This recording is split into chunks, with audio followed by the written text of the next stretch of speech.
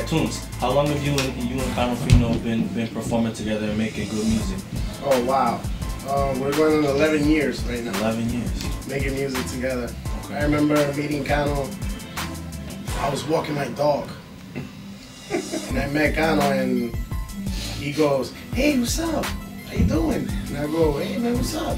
Where you going?" I said, "I'm just walking my dog, because after I walk my dog, I'm going straight to the studio, make some music." "Yo, I rap." And, "All right, wait for me in the block. I'm gonna take my dog home. I'm gonna bring you upstairs to the studio I go to." And then ever since, he goes, "Oh, my grandma lives in this building." And I was like, "All right, cool. Let's go upstairs." And we started making music. And he used to have a very funny name. It was always Cano, but it was Cano Proki. So, you know, it was kind of like funny to me. So every time he would say it on a record, I would laugh. So I said, okay, what will make me stop laughing? You know, whenever you say your name. So, you know, we sat together and we came up. And, you know, I was looking at Cano, looking at his image, and I said, Cano's good. Cano's good. I don't got a problem with it. But they was like, yo, how about Canofino? You know, because you got that look for the ladies. You know what I'm saying? Like a little swag. You know what I mean? For the ladies. So I was like, okay, that sounds good. He liked it. We agreed, and we just went on. And we're going on 11 years right now. Good. Now, I know that this isn't your first interview. You know, and I know with other interviews from other radio stations that you guys have mentioned, well, specifically you at Tunz, that, you know, you're a master of many different types of instruments. So what type of instruments do you play? Like, are you just like, I know some producers, you know, really deal with a lot of keyboard instruments. But I know in one interview I heard you mention that you really like to play the guitar, and you like to do a lot of live sound recording to kind of facilitate inside your music. And some of the tracks that you guys have put out, you know, I think you can hear the uniqueness of those particular instruments in your music. So describe, you know, to myself and to all the viewers out there, you know, some of the instruments that you play. Like, what are your favorite instruments to play when you're just kind of brainstorming on a particular track to get into? Well, my favorite instrument I've been playing since I was 8 years old has been the guitar. It's like, since, you know, I'm a very quiet person, you know, so it's kind of hard for me to socialize a little bit, but, you know, I'm getting used to it as I grow older or whatever. But, you know, me and the guitar always had a communication. Okay. You know, so it's just like I would talk through those strings. Mm-hmm. You know what I'm saying? But then I started at 8 in the church in Manhattan, playing when I was 8 years old. So I had no idea. So one time the drummer he didn't come to play.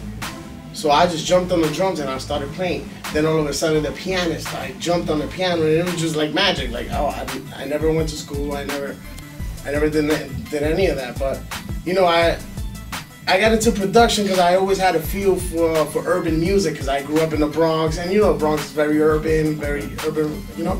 So I try to sound very different on every track about any other producer, because I like to bring that live music sound, but at the same time urban.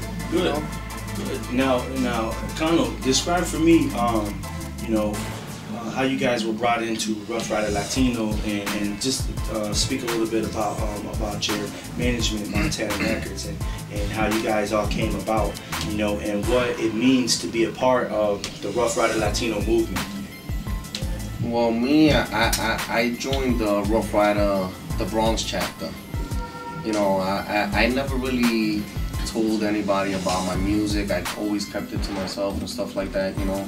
You know, just friends and family would hear my music, but I joined the chapter. I love to stunt, do tricks. I love the bike scene, you know, and that's how I got into the Rough Rider. I met Montana. You know, Montana showed me a lot of love, you know, and then from there it escalated to something else, and then that's when they decided to open up the Rough Rider Latino division, and that's how that came about. Okay, so moving forward from that, you know, what is it that you want your crowd, the people that listen to Canofino and at Tunz, when you put your music out and you perform, what is it that you want the crowd to get out of your music? Do you want them to feel good and want to dance? You know, do you like mambo? Do you like salsa, merengue? Which do you like? Well, that's why I do all types of music. You know, I try to give all types of flavor, and there's a lot of songs that are sentimental songs. We also give, I do a lot of party tracks, so you know, people love to dance to music, and I like to see them dance to my music. And then also, you know, there's songs that everybody else can adapt to when it comes to, you know, love songs, and that's how, you know, I pour my feelings on into those songs, so that's why Absolutely. a lot of people really like them, because, you know, they can relate to them. Okay. So now you guys are I'll say you guys are pretty much experienced performers and experienced musicians. Describe to our viewers, like, what was the first like experience that you had, like the first time you performed and you got on stage, like what was that like? The first performance we did, it was in front of 500 people. That's like cafe.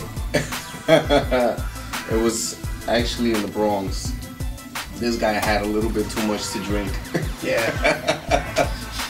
Yeah, we was just having too much fun that day. Yeah. But it was a good it was a good experience. Good experience. You know? It was amazing. What have you guys learned for, you know, you guys have did dozens of shows just in 2011, and it's only May, so you got like a whole half a year to put together, like for the rest of you guys' shows and everything. Like, what are you projecting for, you know, the type of movement that you want to bring to the Rough Rider Latino brand? Like, do you want to do more feel-good music, like music that you can bring to the crowd and make the crowd dance, or do you want to take more of a laid-back perspective, introspective kind of R&B feel to reggaeton? Like, which do you prefer, the club scene or kind of, you know, the laid-back scene? Man, I love both. You know, I like to do both. So, you know, that's the type of music that sells. It's commercial. I'm a commercial type of guy, as you can hear in my music, and you know, that's about it. So just to wrap things up, you know, talk a little bit about the album. I know you guys are already working on an album. You told us before, and I also remember in another interview with, I believe, Connecticut's 97.1 La Bomba, that you said you guys had so many songs that you weren't sure which to put on your first album. So is there any talk of maybe doing like a double CD, or you guys want to do just a single CD and kind of work with, you know, just a couple songs that you really like? Like, talk a little bit about the movement of the album at Tunz. What do you feel? What we're doing right now is basically single albums. Cano has his own album, I have my own album, and just so people can get the feel of each individual artist, how their style, how, you know, how they do their music separate. So then we're gonna work on an album of us two together, which is called the Canofino at Tunz album. So, you know, basically I'm working on where we stay working. So just a lot of work to do for it's getting done. Okay. And Canofino, before we close, you know, describe what a session is like for you. You know, when you come to the studio, like, do you like some performers like to work on music like dead into the night? Some other performers like to get up early in the daytime, like at 7 a.m. and they want to do work. Like, what works best for Canofino and Tunz when you guys collaborate? Well, we work good when it's just us two, you know, because, you know, sometimes a lot of people want to go to the studio, put a lot of input, and then, you know, you really don't get nothing done. But, you know, we're in the studio to the morning, from night to morning, and, you know, we get so many songs done, and then from there we just pick and choose what makes the album and what doesn't. You know, so there's a lot of stuff that we could you guys could collaborate on. Yeah. And sometimes it sounds like this. Sometimes, you know, with you guys just two there, you are the natural. You become more natural in terms of your musicianship and working together as a team. That's what great as a team. So, okay. You know, when he's making his production side, I give input. When I'm actually doing the song, he gives input. Sometimes he jumps on the song, sometimes he doesn't. Okay. You know. So I take it to close that we can definitely expect more from Canofino and Tunz in 2011, right? Yeah. a lot more. I'd like to thank you guys for your time. You know, taking time out. I know you guys got shows coming up, so anytime you stop by and give the viewers a breakdown or an update of what's going on in you guys' life is always a blessing. So I want to thank you guys for taking time to sit down and talk to us. You know, and God bless and good luck in the future. Yeah, see. Thanks. All right.